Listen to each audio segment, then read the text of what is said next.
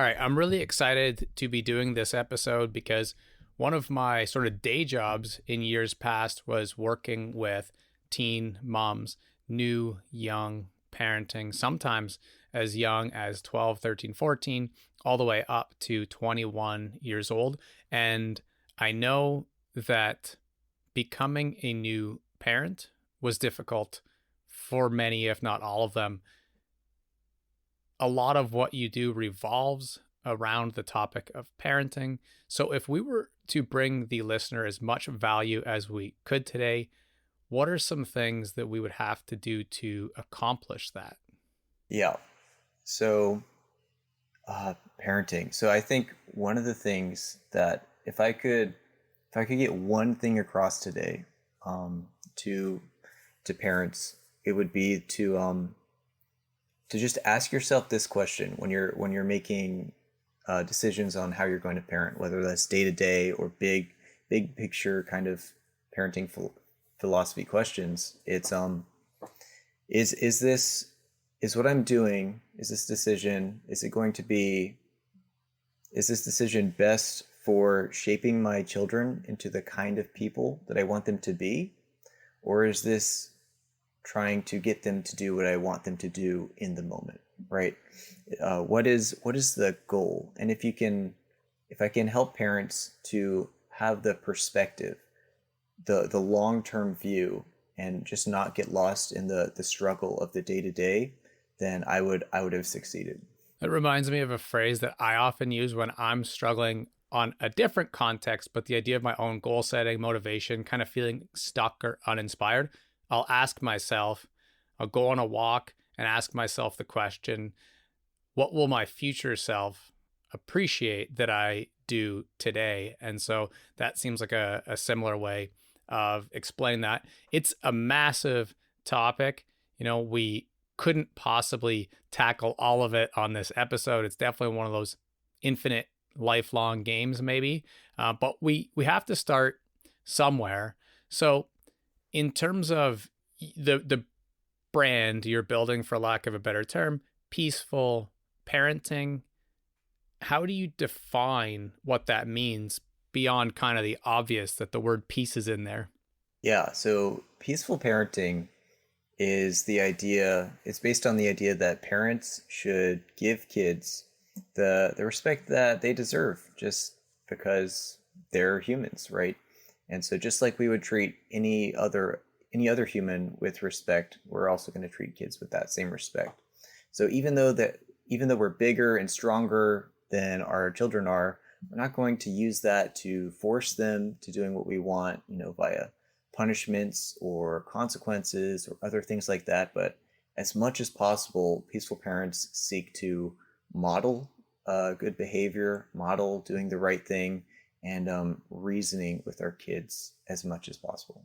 My wife's currently overseeing a summer daycare program for children and youth. And she was sharing just last night that she was overhearing some parents talk with their kids, and it was making her want to step in, but didn't really feel that it was her place.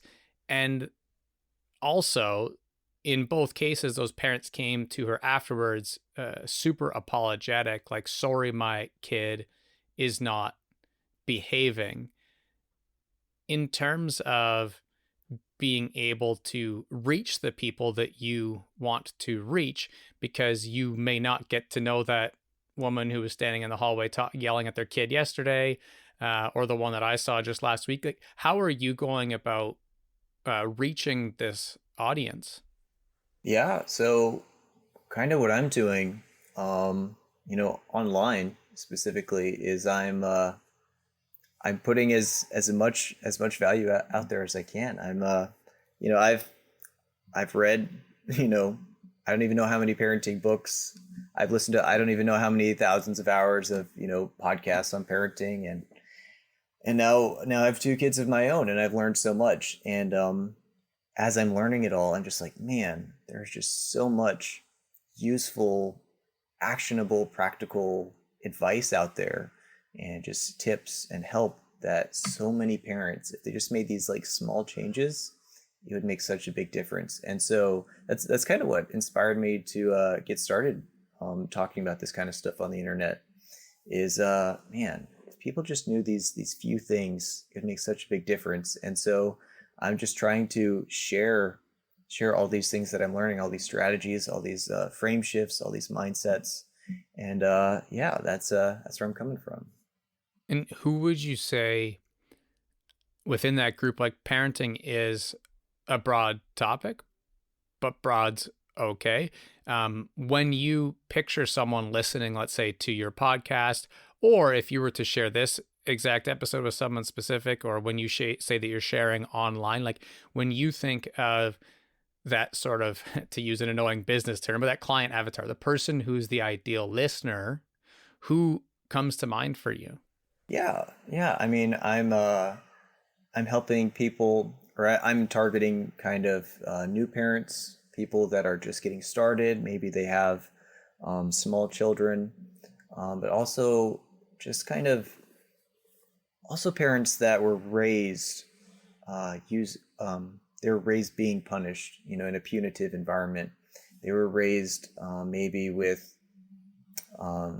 being, you could say, mistreated or even abused, and so they don't really have a great handle on what good parenting looks like because it wasn't really modeled for them.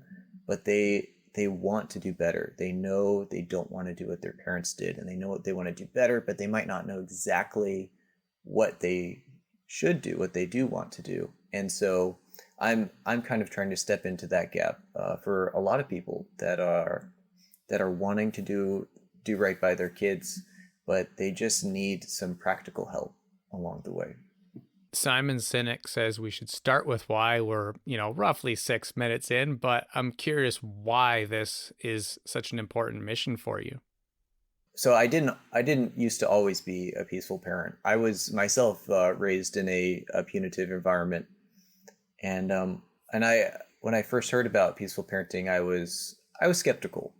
But one of the things that kind of changed my mind is the data and the studies that have been collected in regards to parenting. It's very clear, very compelling, and very one sided. And so all kinds of negative outcomes are connected with they're called adverse childhood experiences.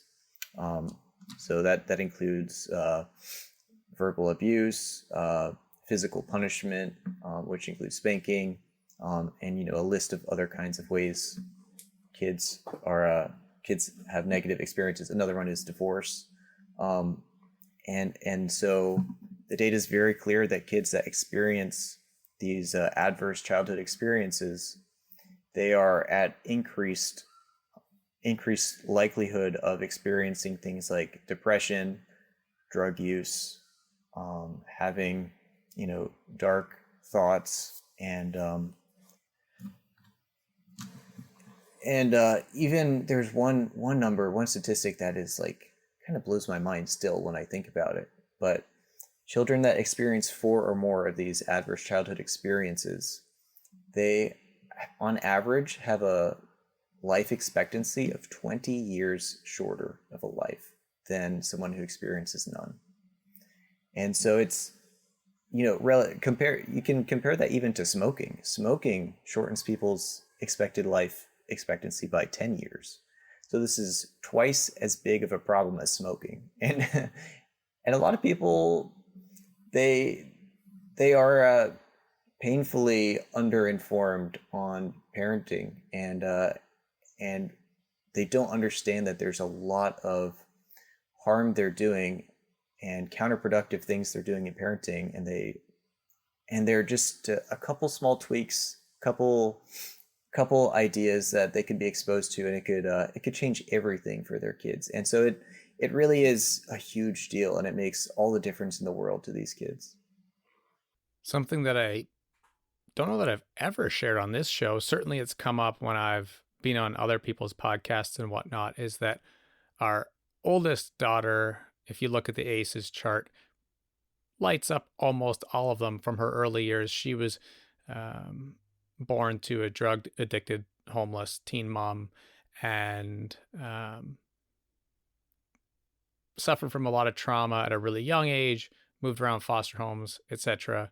We end up adopting. And so a lot of our work over the last 8 years has been to kind of repair attachment and heal the brain from the damage that was done in her very early years and in utero.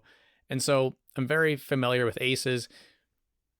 The other thing is that my day-to-day work over the last nearing 20 years has been supporting youth that are in jail, hospital, um, addiction centers, and school for teen moms, homelessness, group homes, crisis. And I guess you could split the hospital into mental illness as well, eating disorders. But either way, that kind of like audience, that group, that community of youth who really struggle. And to your point, so much of that can be mapped back to those adverse childhood experiences.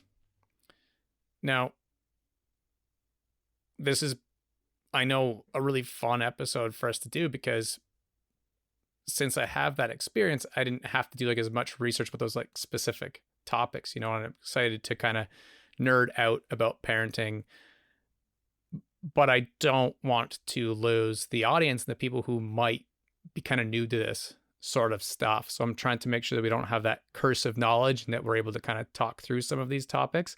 You mentioned that part of why you started sharing value online was because you had this light bulb go off where it was like, oh, if only people knew these few things, that we can actually make big change with a small-ish number of things to learn. And I think that's a really important thing to point out, because when we think of the topic of parenting, like I said, it's an infinite game. It feels like it can be way too big to kind of take on and to learn. Maybe let's say your kids are already 6 and 8 or something, and you're like, damn it, you feel a bit of guilt for the way you've parented them up until this point, and you feel like it would be too much to try and change now. What do you say to someone who's struggling with that thought? I mean, I don't need to tell anyone, the better, the earlier you can improve things, the better, of course. I mean, prevention is always better than cure, but if it's been a little bit, of course, it's still worth doing the right thing. I mean, and I think what you can do if your child is old enough, is, an apology can go a tremendous way. And even if your child is a grown adult, if they were parented in if you did hurtful things to them, which every parent does to some extent, but if you've said hurtful things and those things, there's a good chance those things have stuck with them, and still they think about them sometimes, and they still blame themselves for some things. And so one thing that can make all the difference in the world is owning up to what you've done, and saying, hey, I need to apologize because I treated you this way and that wasn't okay, and it had nothing to do with you. It wasn't your fault at all. You didn't do anything to deserve that. That was on me. I should have done better. I could have done better, and I didn't. And I want to offer a heartfelt apology, and I just want to ask you how you're doing, and I want to find out how I can make this right. I want to, if it's appropriate, I want to get you therapy to work through this. I'm going to take classes to make sure I never do this ever again. I'm going to make amends. I'm going to make it right. I'm going to make sure no one else in my life makes the same mistake that I did. And I want to make sure that you definitely don't make the same mistake that I did, right? And so I want you to understand why I made that mistake, what was going through my mind, and just help you be free from the burden that I might have given you. That is definitely something that can be helpful, ending that sort of generational cycle, the passing down, and that can happen at any point. When we talk about the things that you're making amends for, people would probably be listening and be like, what are these two guys even talking about in terms of those sort of actions, or those things that parents do that they need to make amends for? So there's obviously the big T trauma topics that can be a little difficult to discuss, but just in general, some of those like parenting cliches, or as you put it, that the way that we were raised maybe is not how we want to raise our kids. Like, what are some of those things? Let's just go right back to the like examples, or if we listed off some things that you often see parents who aren't doing the peaceful parenting, like what things are happening? Yeah, so of course there's the big T trauma that we don't need to go into. That's probably obvious enough, but I mean there are things, there's spanking, there's raising your voice at your kids, there's taking away privileges, there's timeouts, punishments, just not listening, and that's one of, and I can kind of get into why my personal perspective in regards to parenting is that all kinds of punishments have some intrinsic problems with them. And one of them is that kids, when they're punished, they aren't listened to. The parent is saying, I already know the problem here, and I already know the solution too. But oftentimes the parent is simply assuming the problem is one of motivation, and so they're going to offer a punishment in order to motivate that child to just get it right next time. But so much of the time, the kid already wanted to get it right. They wanted to do the right thing. But for some reason, that didn't happen. Whether it's a skill problem, whether it's there were other things at play that the parent doesn't realize, or, it could be a lot of different things. But yeah, those are some of the things that could have a lot of negative effects. That it might be obvious that raising your voice at your child could be harmful, but maybe it's not so obvious that that other kinds of punishments are actually counterproductive and can even lead to the exact problems you're trying to prevent. I was going to say, raising your voice, I think, is one that would fall into that category of light bulb going off, possibly for someone on a walk right now listening to this episode, being like, oh, I do a lot of that. How have you come across the research? Like, what have you learned about that topic? Because that probably is one that's pretty common, that you think you aren't really being too unpeaceful, I guess, in terms of your parenting. Yeah. So the reason that the problem with raising your voice is it's really a act of intimidation. So it's almost like I use the metaphor of, a lion is like roaring, trying to like scare its prey, scare the other animals around it. And so it's saying, hey, I'm bigger, I'm stronger, just do what I say, or else. That's kind of um that's kind of the implied message there. And what we want for our kids is we want them to do the right thing because it's the right thing. We don't want them to do the right thing because they're avoiding being punished for the right thing, or because they're afraid that they are going to be yelled at for doing the wrong thing.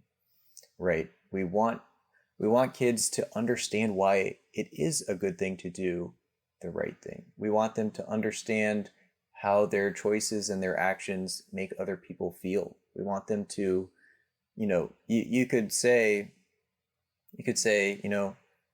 all right, I'm gonna I'm gonna give you I'm gonna yell and I'm gonna raise my voice. Like, what were you thinking? That was such a terrible idea, Or you could say like, hey, after you did that thing, did you see your sister's face? Did you see how that she looked kind of sad after you said that? Right? And so that's another thing with raising your voice with punishment, is that you're taking their attention and putting it on themselves. And you're saying, look at what you've done. Look, that was bad of you. But what we could do is we could help them focus on others around them. And we could say, hey, look, look how other people are feeling right now. Look, look how your choice impacted them. And not even in a judgmental way, but, did you notice that your sister didn't like that when you said that? And so those are a couple things that I would point out about raising your voice. Shame, guilt, and compliance are such vicious cycles. I, in a previous episode, had Daniel Matte on the show. He was a co-author of Myth of Normal with his dad, Gabor Matte, and he shared a bit about how funny it is. It's probably not the word he used. Interesting, perhaps, to people it is that his dad is a doctor who talks about trauma, attachment, and parenting, has written multiple books on the topic of both that and addiction. And yet they had very strained relationships many times. And it wasn't until adulthood and his dad started to recognize some of those parenting failures, I suppose, things to learn from, things to repair, and they started attachment. And I'm not sure that they went as far as going to therapy together or anything like that, but learning about the topic and explicitly working on it together to repair the bond between adult child and dad. And that worked wonders for them to this point. Anyways, they have at least one book co-authored. I think there's a second one coming, and it's a pretty beautiful story. But to me, it's also really important to share stories like that because it shows that this isn't just for like bad parents, that it's pretty much for everyone, including an absolute world-class expert in parenting. And I just kind of wanted to put that out there because that whole idea of shame and guilt reinforcing itself would make it hard to learn these things. And speaking of it being difficult to learn peaceful parenting, if there were prerequisites or let's say you were teaching a course on this topic of peaceful parenting, and either the first module or before people started the course, they had to kind of have a few prerequisites, or actually, let's just say it would be ideal for them to have a few prerequisites. What are some things that really best prepare people for learning this stuff? Intro to peaceful parenting. It would be, I'd really want to hammer home a couple things. So one is that before you can make any progress into peaceful parenting, you need to first accept that the parent has really 100% responsibility in how their kids turn out and over their children's behavior. Now, I suppose that's different if you're adopting or fostering or something, but let's just say if it is your own child, when you can take 100% responsibility, you can stop blaming the child and you can really say, okay, there's a problem here. And it doesn't necessarily mean my child is being bad. It doesn't necessarily mean they chose a malicious choice. There's something that I have chosen to do that has led them to do this, whether they're reacting, whether they're thinking, maybe I'm not getting enough attention. Maybe the only way I can think of to get attention right now is to do X, Y, or Z, to pinch someone or bite someone or something. And it even goes as far to say, like, even genetics, like the person you choose to have a child with, you're choosing part of their genetic code. So even the genetics doesn't escape the responsibility, right? So, and you can say when you take that full responsibility over your children, you can really take ownership of who they are, who they're turning out, and that actually it takes the burden off the child. And so now the child doesn't have to have this burden of, well, I am bad, I am mean, I am, and when they believe that about themselves, they it can be a self-fulfilling prophecy, which is not one we want them to have. And they they start to live into that identity that we've given them. And so, yeah, taking ownership. And so, if you can say that the child doesn't deserve to be punished because they're not the one deciding who influences them, they're not deciding the one who is modeling their behavior, right? They're not deciding what school they go to, who their peers are, what they see on TV. All those decisions are made by the parent. And yeah, if it's not the child who chose all these things that influence who they are and who they become and what they do, even, then if you can understand that, then you understand why it's not really a fair thing to punish them, right? It's either, if they're misbehaving, it's either because something has influenced them, whether it's their parent or their environment or their peers or their grandparents or what they see on TV. Either it's something in their environment influencing them or it's innate to them, right? It's something just built into them that they had absolutely no choice over. And, in no other circumstance in our world do we punish someone for something they haven't chosen. I mean, think about it. Like, can you punish someone for what gender they are? Can you punish someone for what race they are, for how tall they are, for what, eye color they have or something? Like, no, of course not. And so if they are misbehaving due to something innate, well, then it's still not fair to punish them. And so that is the number one thing I would want parents to really own, really understand, and just grab with two hands, is that, yeah, parents have 100% responsibility over who their children turn out to be.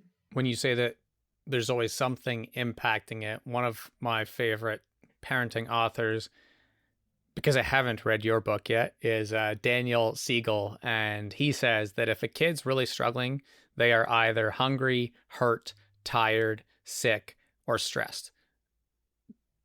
They just are. Like, and a lot of times as parents, when we're in the heat of the battle, we're in these moments and we're maybe tired ourselves, our batteries are a little bit drained. Remembering that kids aren't doing something just because they want to is definitely one of those little hacks that I find really helpful. I've supported a lot of parents, certainly even more teachers. And in that case, you're working with other people's kids, coaches, similarly, in trying to help them learn some of these things over the years, because they're easy to learn via textbook or book or even seminar, maybe podcast. But because they're a little bit tipping into that experiential specific knowledge realm of, like, once you practice it, it's going to be a lot easier. It can have a pretty big learning curve for people as well. And so sharing that hack that they're either hungry, hurt, tired, sick, or stressed, like just reminding yourself that in the moment, and that in all likelihood, unless you can feed them, or you can remove the splinter from their foot, or you can give them a nap, or all of a sudden cure their illness, or in the moment remove their stress, you can't really do much. Your hands are kind of tied in that moment. So disengaging can oftentimes be just as helpful if a kid has kind of flipped their lid and is really struggling, in that moment. The one thing at the time you probably could help with a lot, that brings us back to the raising your voice thing, certainly consequences and stuff, is reducing stress. That's another thing that I remember being really helpful when I was early on in my learning about parenting and teaching journey, was the idea that if you can reduce stimuli in that moment,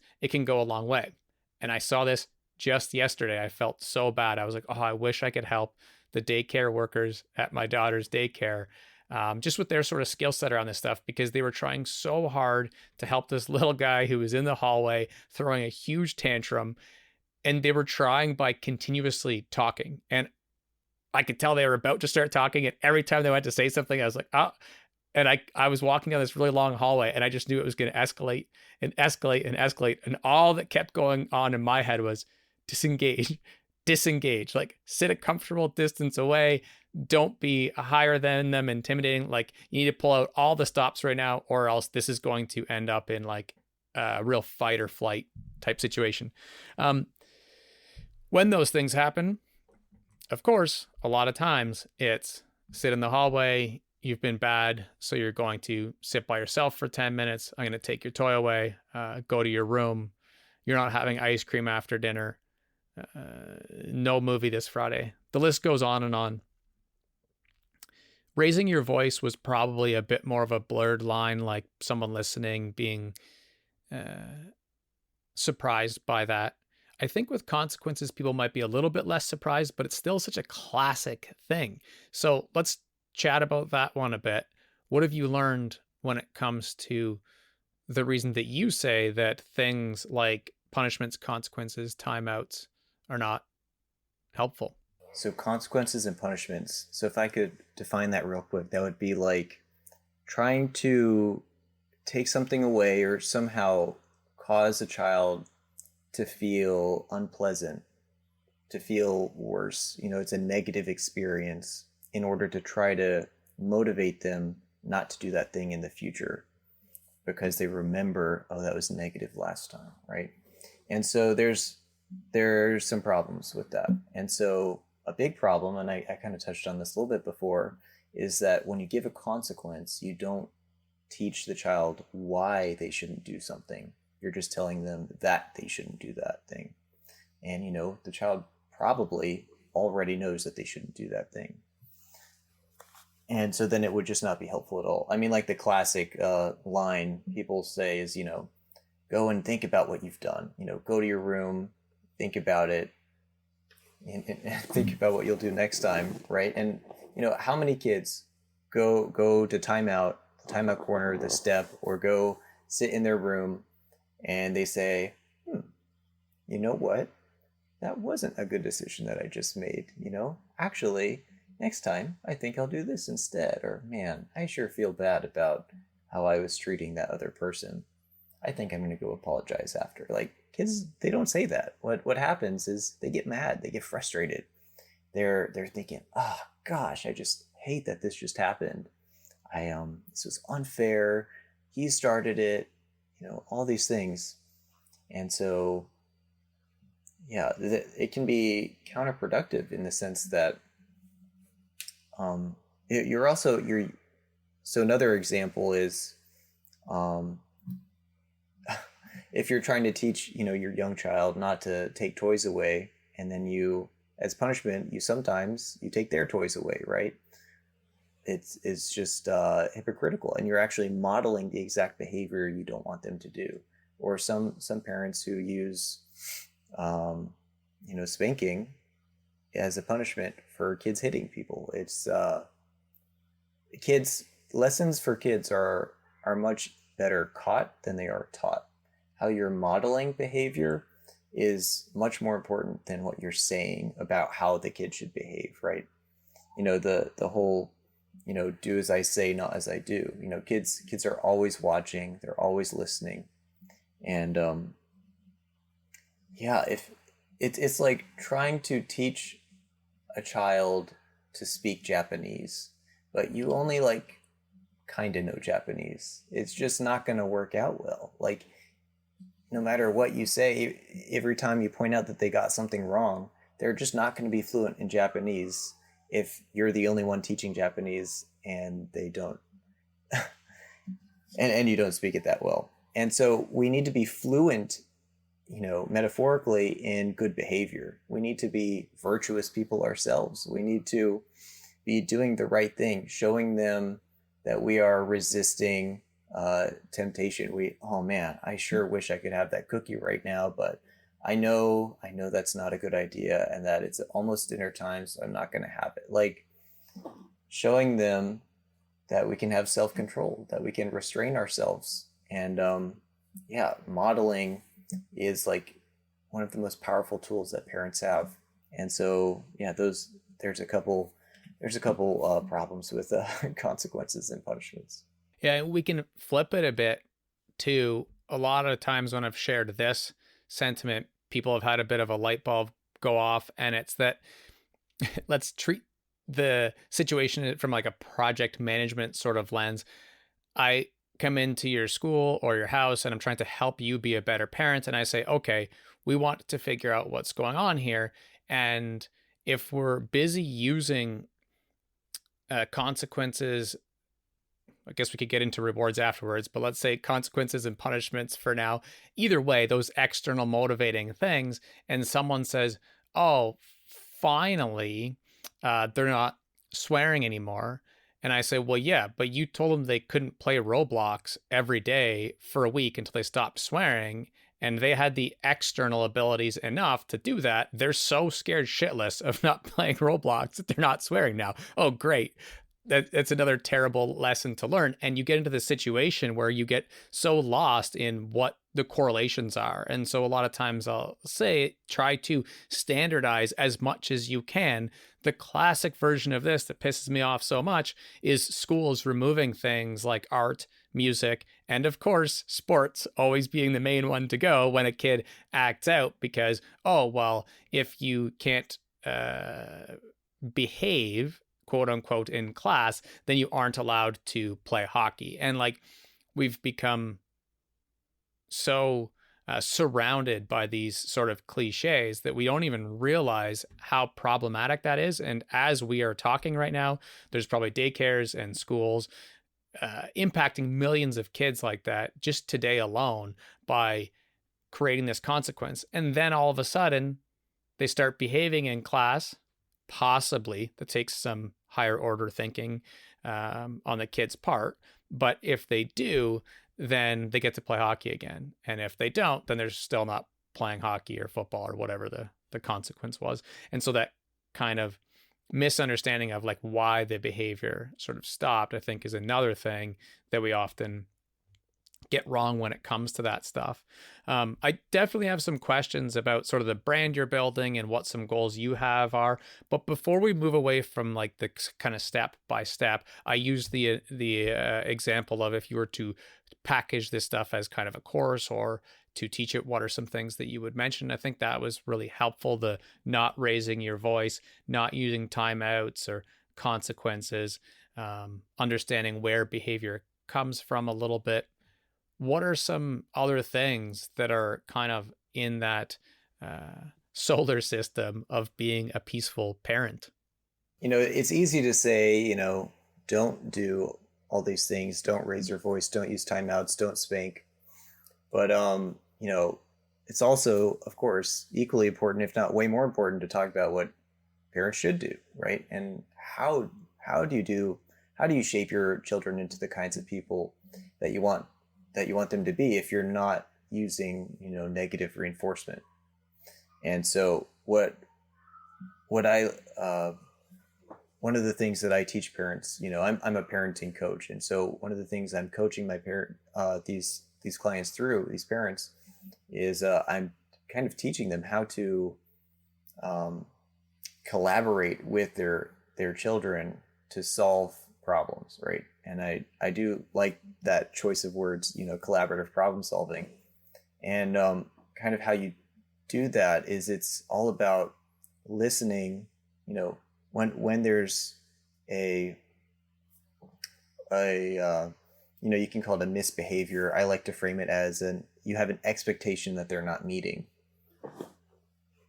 Because that's kind of a little bit less judgmental, less assuming that they're in the wrong, right? And so if you have an expectation that they're not meeting, and it's especially if it's a pattern of behavior, this is happening, it's over and over a couple times at least, then we can ask them and we can say, hey kiddo, I've noticed that you're having trouble, brushing your teeth at night. What's going on, buddy? And just listening. And if they were younger, you might need to ask, a bunch of follow-up questions and more pointed questions and less open-ended, but really figuring out where they're coming from and not assuming they're doing anything wrong or assuming anything about their motivations, but just asking. And maybe if they're younger, you can kind of play the guessing game. Is it this? Is it that you don't like, this toothbrush? Is it that that means it's bedtime and you don't want to go to bed, you want to stay up later? Like, what is it? And so once you figure out all the information, then we move on to explaining concerns. And so it's saying things like, I these are my concerns if you keep not brushing your teeth, right? So if you don't brush your teeth, your breath is going to be it's going to smell bad, and people around you are not going to want to be around you anymore. And your teeth is going to they might turn yellow after a while if you don't brush your teeth and you're eating sugary things. And that's going to be really embarrassing, and you're going to get cavities and you're going to have to go to the dentist. And so explaining all these natural consequences in a way that in an age appropriate way that they can understand, and explaining why those consequences would be unpleasant or bad or negative. And then the third step would be, okay, so how can we make sure you don't get any of these negative consequences that I just explained, but how do we also address the underlying concerns and the reasons that you were doing this in the first place? And it can be really simple, like it could be, I really the kid just really didn't like the new toothpaste flavor that we switched to, right? And so just saying, brush your teeth or else doesn't actually fix the problem that they just didn't like this toothpaste, or.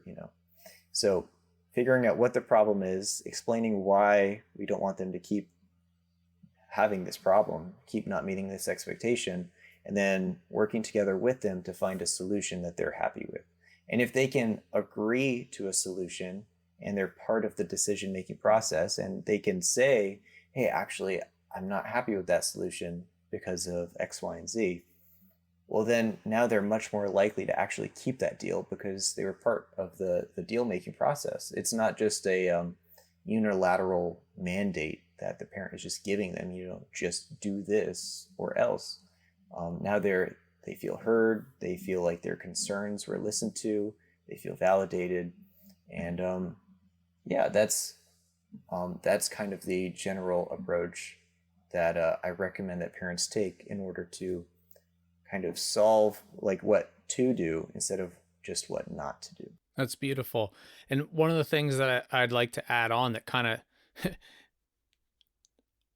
unfortunately would drag us a little bit back into the what not to do, but I think it can be handy for a split second because it brings us right back to what you were just sharing about the collaborative problem solving approach, is that a lot of those behaviors in the moment were impulsive because they didn't have the ability to get outside of that sort of deep rooted animalistic reactionary brain and be able to have those types of conversations. And that is another thing that I think can be so hard, but can be a binary fix for people as parents if they recognize, oh, wait, okay, we're going to have this conversation, but we're not going to have it now because the only way to have it now is to try and scream through their screaming, or maybe you're lucky and you get some words in, but they're not able to hear in that moment too. It's so hard to put ourselves in the shoes of, or mind for that matter, of a dysregulated kid.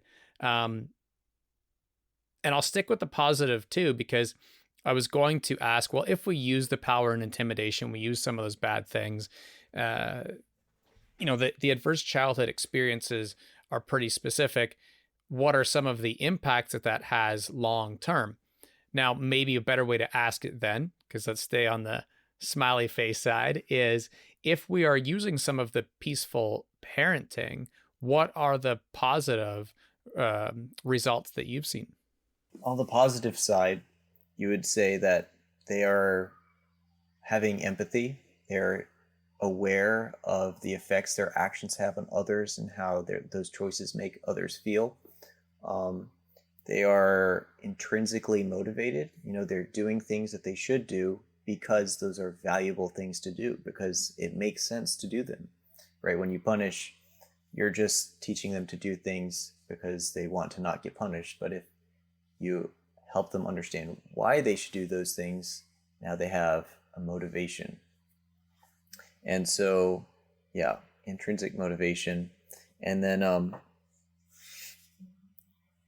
they're not blaming themselves.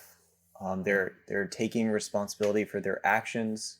They are when you model healthy behavior, naturally they become healthy individuals. When you model functional behavior, they go out and they want to marry someone else. You know, eventually when they want to have kids, they want to find someone just like their parents often to mate with, and then so ending that cycle really sets them up to positively keep the good cycle going, right? And so being a healthy parent really sets them up to not have any of those bad habits that so many of us have, and really create the positive cycle going from generation to generation.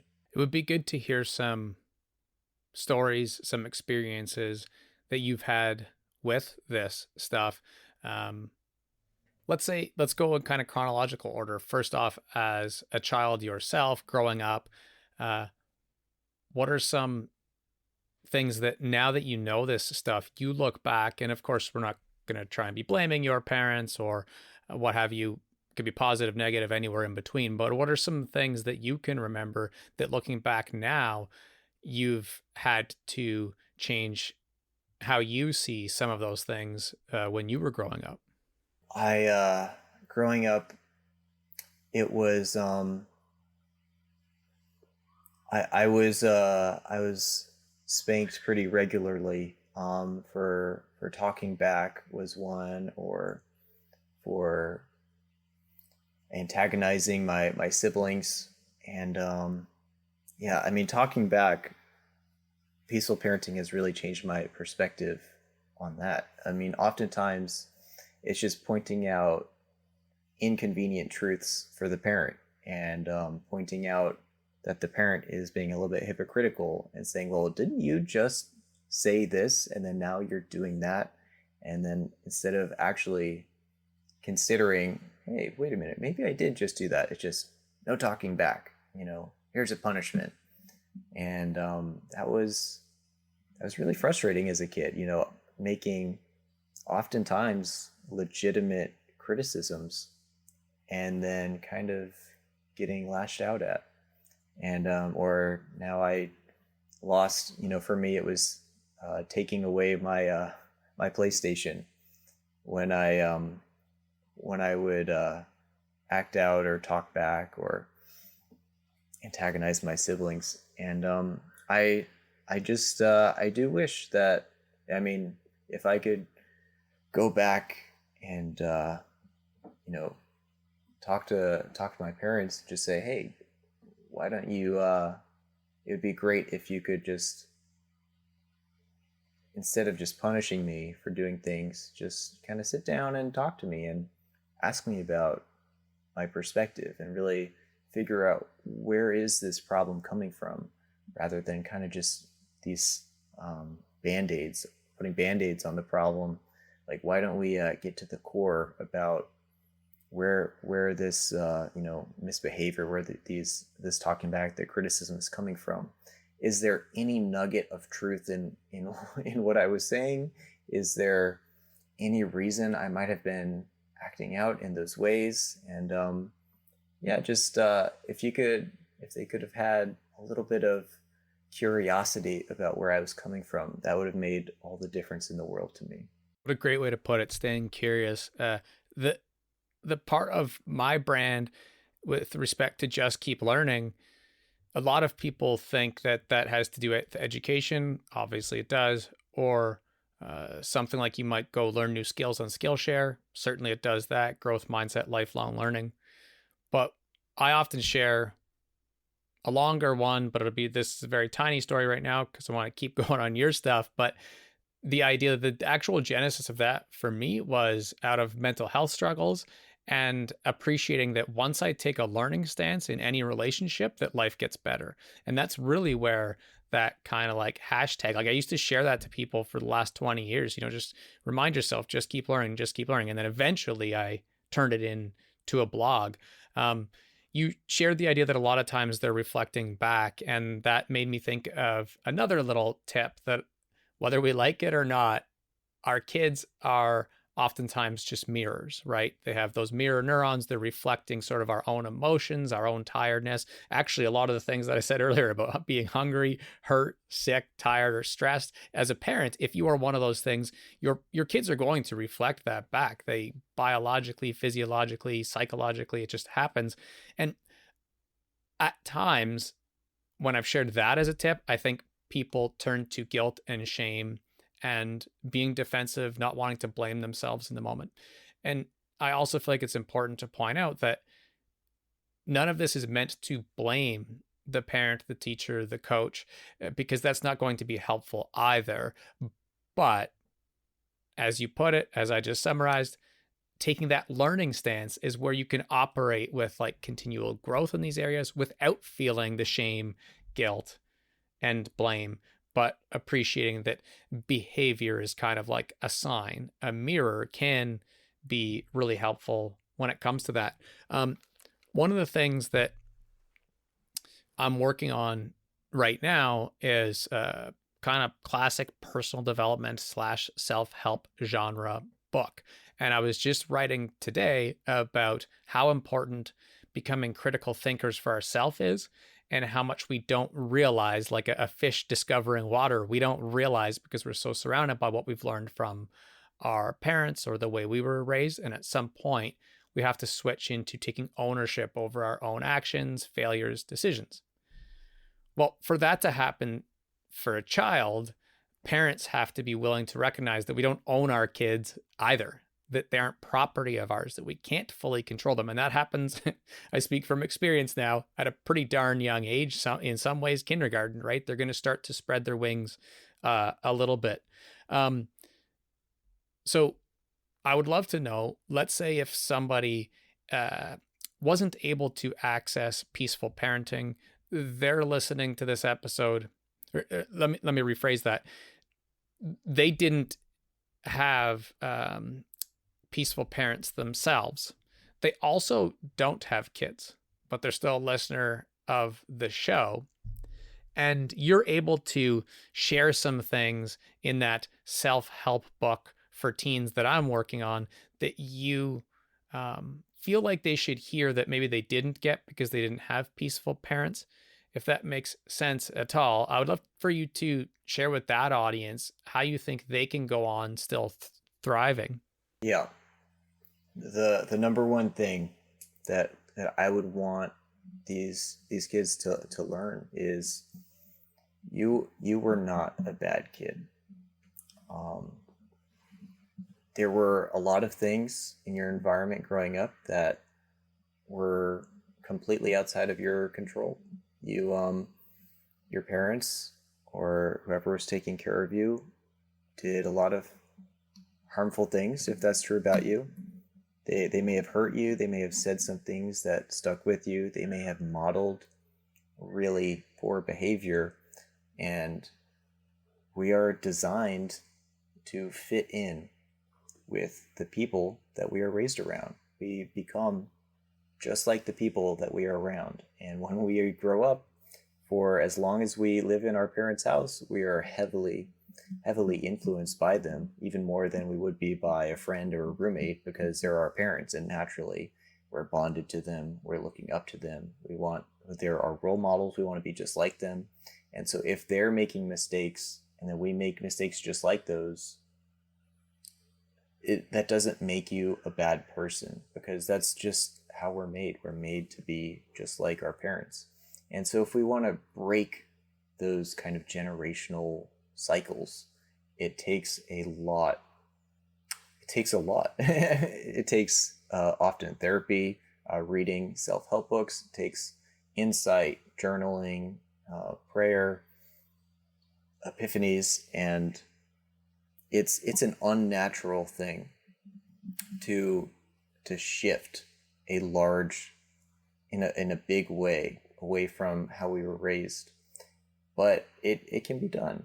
And yeah, you were not a bad kid just because you were punished, just because people told you you were a bad kid, just because they told you all kinds of things, doesn't mean it was true. And in all likelihood, you may have just been trying to survive and you had to believe that to get by. You had to believe what they were telling you.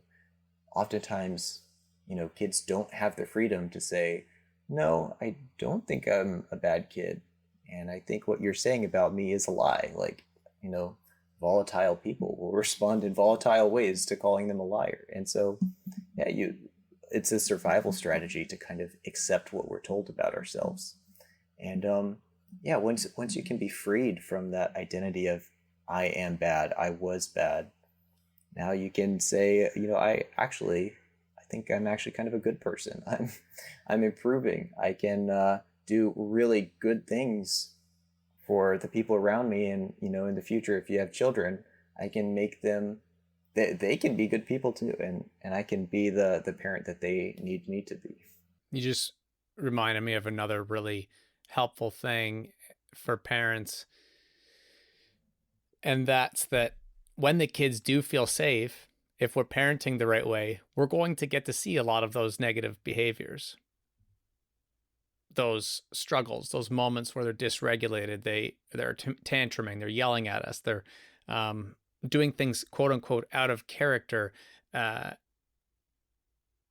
and I say this because that can start again the looking at yourself as a parent in a negative way, the blaming, the feeling shame and guilt, because you start to wonder things like, well, why doesn't their swim instructor see this? Why does their kindergarten teacher or their daycare worker or grandma or grandpa never see any of this? But they save all their bad behavior, quote unquote, for when they're at home. And that's just such a good sign, because at the end of the day, we cannot be perfect parents. And I'm sure that's why your brand won't be changing to perfect parenting anytime soon, because it's just unrealistic in that they are still kids. Their brains are still developing. They're not going to be able to not have behaviors that are I said negative earlier, but again, they're just signals of struggle, and those behaviors are going to exist. And so, normalizing that part, I think, is really important to give parents permission and actually to celebrate in a strange roundabout way the fact that the kid feels safe enough to be upset in your presence is a really good pat on the back. And if you can kind of shift your mindset that way, it can be another one of those little, just those little hacks, those little things you might stick on your fridge to remember when times get tough. You referenced being a coach of parents already, so that's something that you're doing as part of the kind of business aspect of what you're building out here and your ability to serve and bring value to your audience. Do you have a success story or a story of growth, and you can keep it confidential, but that you can share that you've been able to see from doing some of this work with respect to peaceful parenting? I had one client who had a 12-year-old son, and he the thing that they would run into was that they would have regular kind of shouting matches with each other. So we spoke a little bit about raising your voice, and I mean some of the epiphanies, they can sound so obvious from the outside, but I was asking him, yeah, your son is shouting with his parents, but are you guys shouting too, right? Like, haven't and that was kind of a light bulb moment for them, is that, well, maybe I've been modeling shouting for the last decade of this kid's life, and so of course he's going to be shouting right now, right? And we can't be asking our kids to stop shouting if we're shouting at them, right?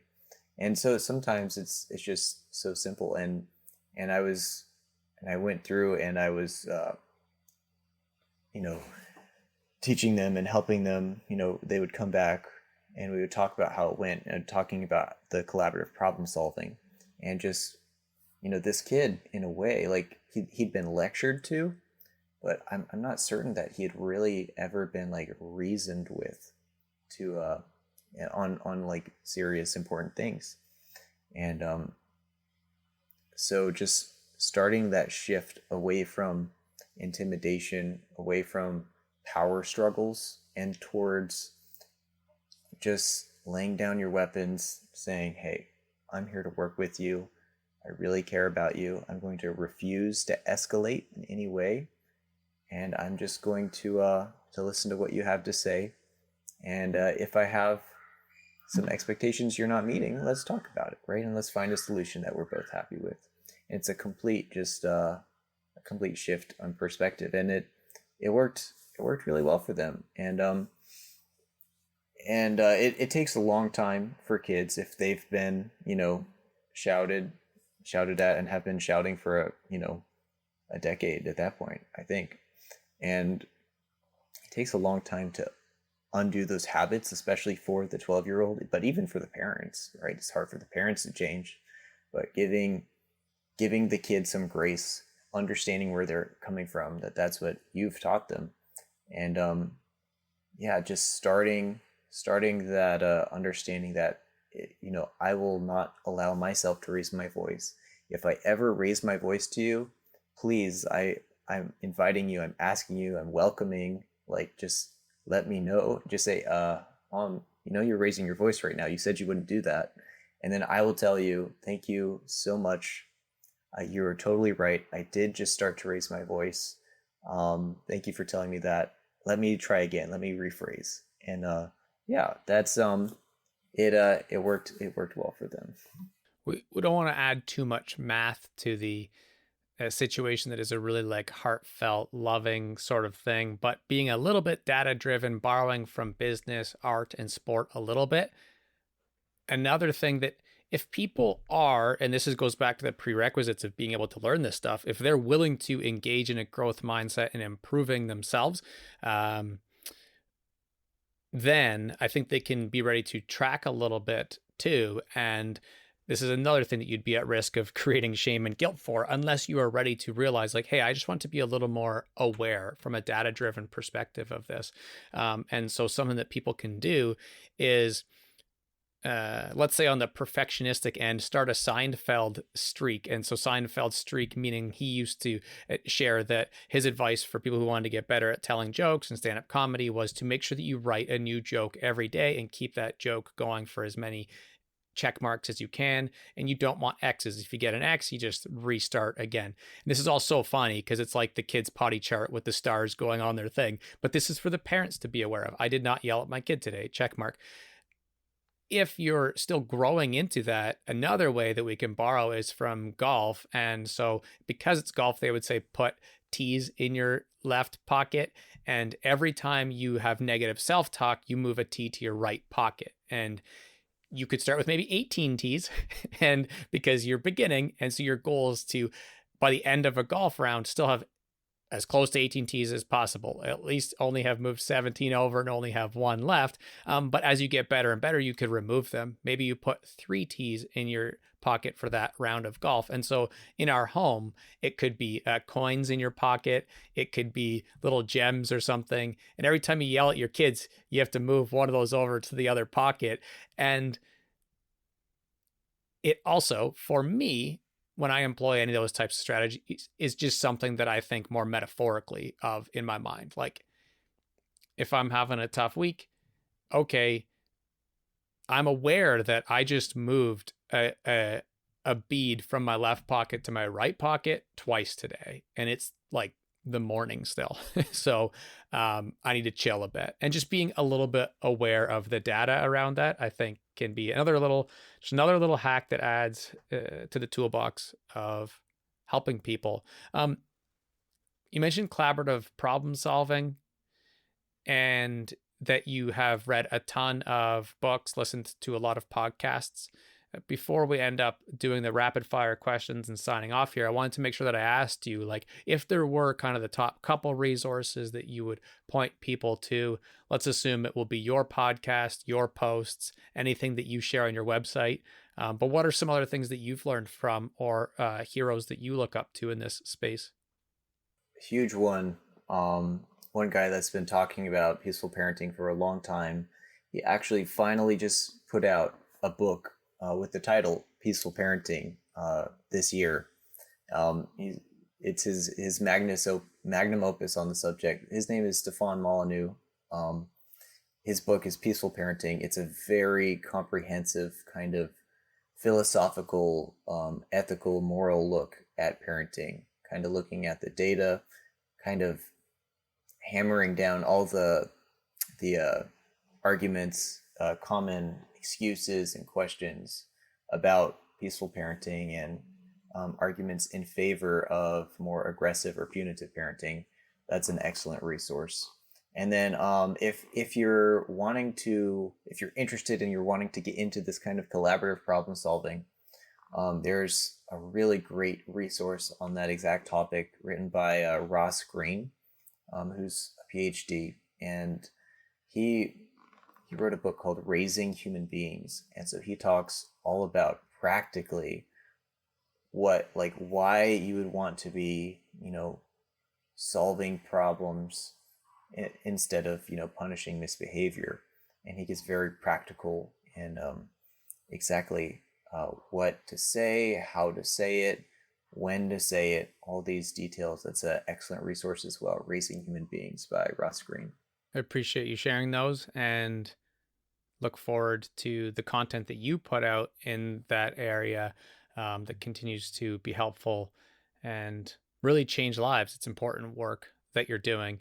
And speaking of that, in terms of like your wishes for where the brand is going, where the stuff that you're building and you're working on, like kind of your next steps, or the way that people could support you, or things that if we log off today, you'd be like, darn, I wish I said that about what your kind of own dreams and goals with this stuff are. Um, what would you say to that?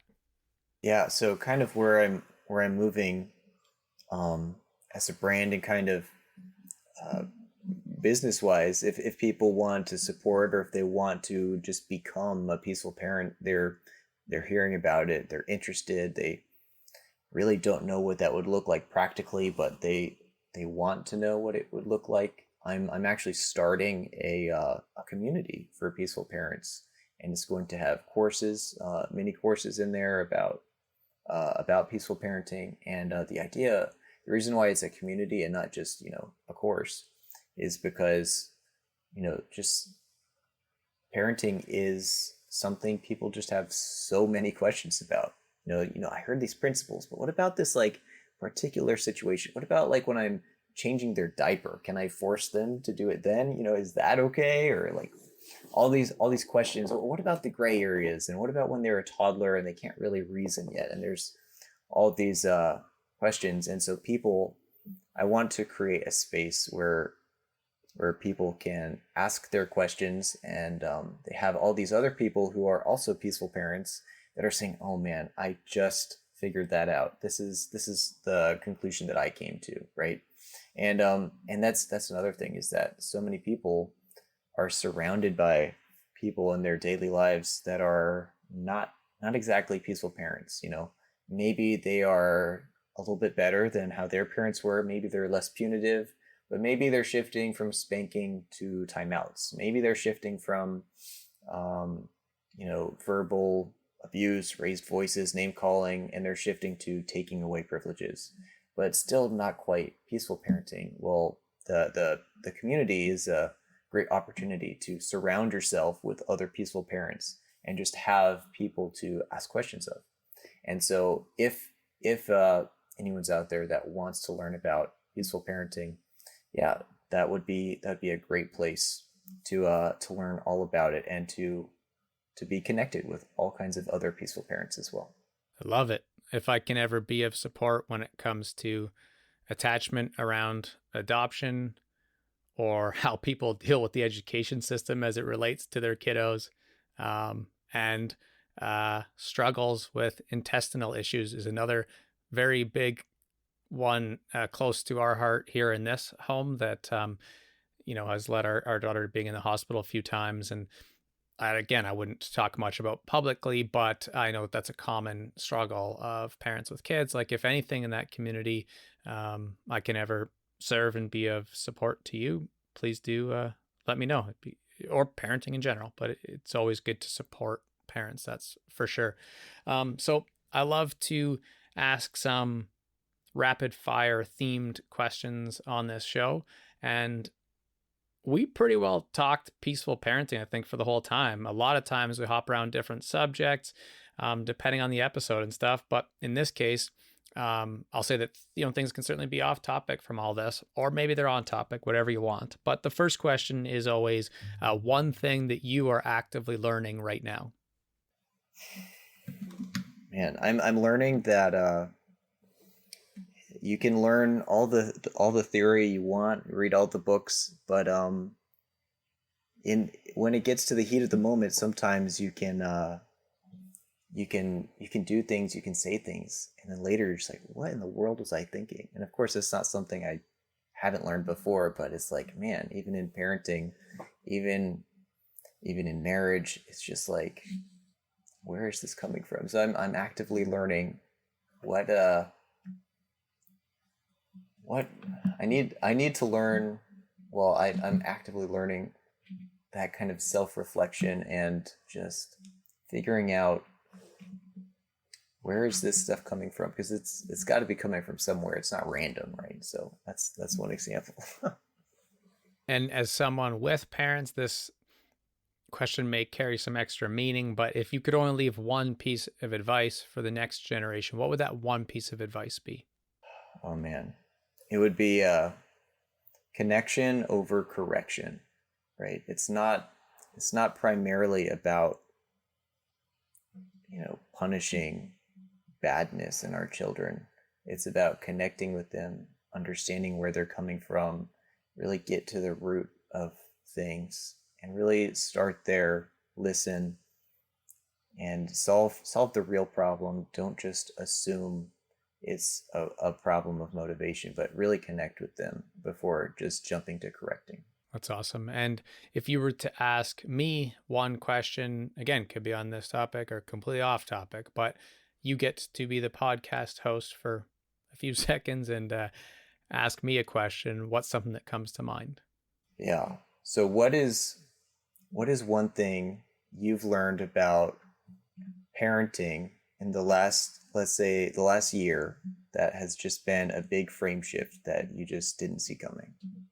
A very positive thing comes to mind, actually, and it's that our daughter loves the idea of like creating on YouTube. Like many other kids out there, if you just gave her an iPad, she would probably consume it all day, every day. But has been as or more interested, given the right prompts, in like doubling down on being a reader. And this is actually something that surprised me in the last year, because I get to witness a lot of teenagers when I'm doing my work supporting youth institutions. And I've shared this with a few different people, which is in part why I'm writing this book this summer, is how much they're making this like return to reading, and how much they actually do want to pick up physical books and go sit under a tree and read them in a medium that we would consider like pretty old school right now.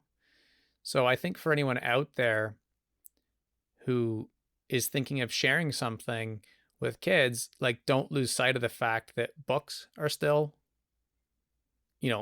I could say like librarian voice, really important. It's like, yeah, okay. But from a lot of anecdotal evidence in my household, as well as many teens I've seen recently, they love going to the library and like getting that physical book right now. Something as a dad that has surprised me as well, that when you choose something to work on a kiddo with, and this is a big part of CPS as well, that you can't just pick everything to help your kid achieve at one time. You got to kind of either pick the lowest hanging fruit so that you can tackle it soonest anyways. Kind of what's the money guy there that talks about the snowball method, like put all your debts in one spot, or tackle the smallest one first to give yourself some momentum. similarly, either you tackle that or you tackle the most, the biggest one, the one most important that's going to move the needle the most. That when we as parents try and help our kids solve a struggle that they have, a kind of a chronic, ongoing, difficult thing, and you're trying to shift that behavior for them, that things are often a lot more of a lifelong journey than we think. That sometimes we might think, oh, yay, we've sort of succeeded, and be ready to wave that like green flag of success.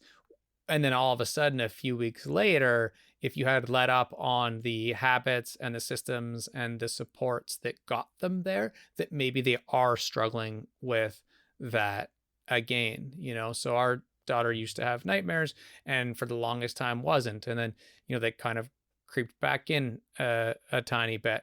Um, she was liked to write the F word in different places, and we kind of curbed that one pretty well over time. And then just a couple days ago, not just in marker or pencil, but in nail polish, FUCK right across the wall in their bathroom. Like that, these things we try and accomplish, we can feel we've succeeded with, but that the underlying things that they struggled with to lead to that behavior probably still exist or can creep back in a little bit, which is the exact same for adults as well, you know? And we've mentioned CPS so many times. I know that their catchphrase is kids do well if they can. Well, with these behaviors, we help them shift quite a bit so that they can, but then still there'll be times where they can't. Yeah, I love it. Kids do well if they can. That's good to remember. And that reminds me, I heard this quote. I can't remember where it came from, but this idea that if kids often, they're not giving you a hard time, they're having a hard time, and just having that moment of compassion for them, that this child is not being malicious, he's not doing this on purpose to ruin my day, he's struggling right now, and he needs a little bit of love. That's really well put. A great mic drop moment. And the last thing I'll ask is, I think you've done a good job of summarizing why. So where could people go if they wanted to learn more about and support your work? Yeah, absolutely. You can find me on X, at peaceful_tips. I'll be right there. Luke adds it. That's me. Awesome. Well, thank you for taking the time to do this today. It's been great. Thanks so much. This was great. Oh.